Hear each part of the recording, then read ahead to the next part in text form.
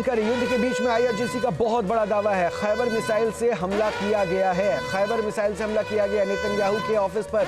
यह जो सरप्राइज हमला है, इसको लेकर आईआरजीसी ने कहा है कि खैबर मिसाइल जिससे नेतन्याहू के दफ्तर पर हमला किया गया है, इजरायली एयरफोर्स कमांडर के ऑफिस पर भी हमला किया गया है।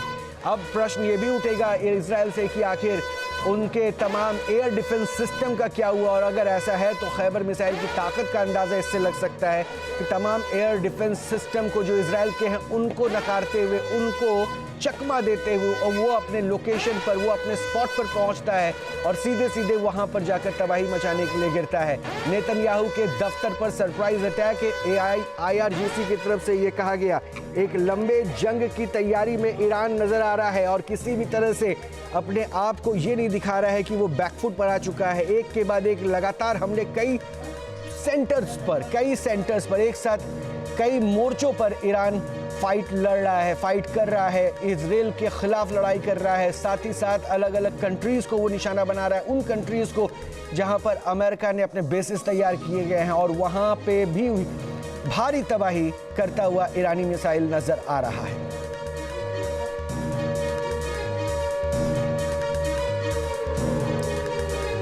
तो नेतन्याहू के दफ्तर पर भी सरप्राइज अटैक किया गया है। ईरान एक के बाद एक बड़े मिसाइल्स का इस्तेमाल करने का दावा कर रहा था। उन्होंने शुरुआत के दिनों में कहा कि हमने जिन मिसाइल्स का इस्तेमाल किया है वो सारे पुरानी मिसाइल्स हैं, लेकिन अभी बड़े मिसाइल्स का हमला होना बाकी है। और नेतन्याहू के दफ्तर पर जिस मिसाइल से अटैक किया गया, बताया गया कि वो खैबर मिसाइल है जिसके जरिए अटैक किया गया है।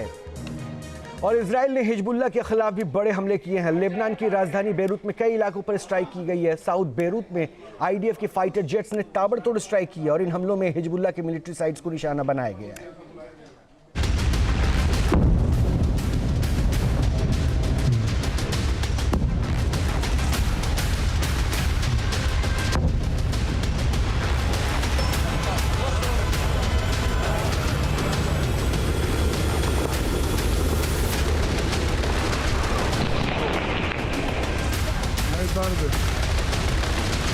आईडीएफ की बमबारी से बारूद में बर्बादी का मंजर कैमरे में कैद हो गया। लेबनान की राजधानी में अचानक स्ट्राइक की गई, जिससे कई इमारतें मलबे के ढेर में बदल गईं।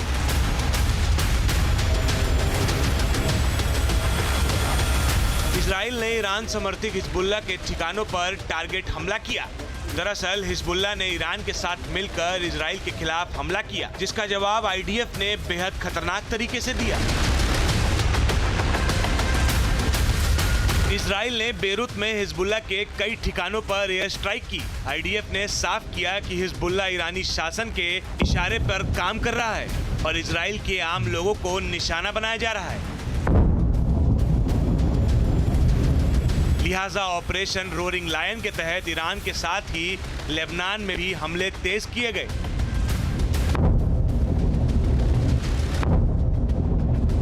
हिजबुल्लाह के खिलाफ इजराइल अक्टूबर 2023 से ही लगातार एक्शन ले रहा है।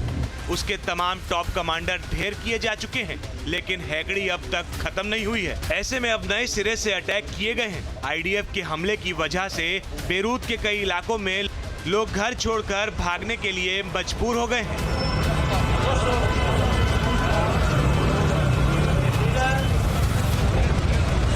मीडिया रिपोर्ट्स के मुताबिक बेरूत के धैया इलाके में कई ऊंची इमारतों पर हमले हुए, जिससे रिहायशी इलाके भी प्रभावित हुए। दक्षिण लेबनान और बेका वैली में भी इजरायली हमले हुए हैं। आधी रात को इजराइल ने लेबनान की राजधानी बेरूत में बम बरसाए। दरअसल खामनेई की मौत के बाद हिजबुल्लाह ने इजराइल पर मिसाइलें दागी थी।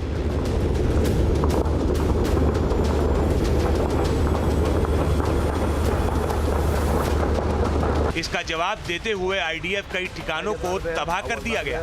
इजरायली एयरफोर्स ने बेरूत में बड़े बंकर बस्टर बमों से हमला किया।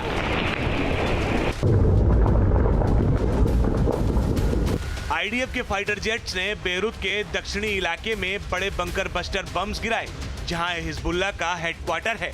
लेबनान सरकार ने इजरायली हमलों में 30 से ज्यादा लोगों की मौत और 150 से ज्यादा लोग घायल होने का दावा किया है।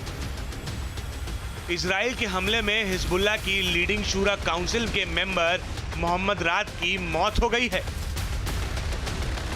आईडीएफ ने लेबनान में सीरियल अटैक किए, जिसमें हिजबुल्लाह के हथियार गोदाम और बुनियादी ढांचे को टारगेट कर तबाह किया गया। लेबनान पहले ही गंभीर आर्थिक और राजनीतिक संकट से जूझ रहा है। ऐसे में इजराइल और हिजबुल्लाह के बीच बढ़ता सैन्य तनाव देश की स्थिरता के लिए बड़ा खतरा बन सकता है। इजराइल ने साफ किया है कि अपने लोगों की हिफाजत के लिए वो हर फ्रंट पर वॉर लड़ने के लिए तैयार है। यानी ईरान हो या उसके प्रॉक्सी, सभी इजराइल के टारगेट पर हैं। ऑपरेशन रोरिंग लायन के तहत इजराइल इस बार अपने तमाम दुश्मनों का खात्मा करने का दम भर रहा है। Team news nation. और एक और बड़ी जानकारी मिल रही है कि ईरानी सेना का बड़ा दावा है, हमने नेतन्याहू के ऑफिस पर अटैक किया है। आईआरजीसी ने इस तरह के दावे किए हैं। इजरायली एयरफोर्स कमांडर के ऑफिस पर भी हमले का दावा आईआरजीसी की तरफ से किया गया है। खैबर मिसाइल से इस हमले को अंजाम दिया गया है, ये भी दावा किया गया है इस्लामिक रेवोल्यूशनरी गार्ड कॉर्प्स की तरफ से। और उन्होंने लिखा है, we have targeted the office of prime minister of the genocides in टाइटी and site of the commander of the Israel air force with Khyber missile. और ये बताया है कि किस तरह से खैबर मिसाइल से उन्होंने नेतन्याहू के साथ साथ कमांडर ऑफ एयर कमांडर के ऑफिस को इजराइल में टारगेट करते हुए उसे डिस्ट्रॉय किया। हालांकि इजराइल की तरफ से अभी कोई ऐसी जानकारी नहीं मिल पाई है।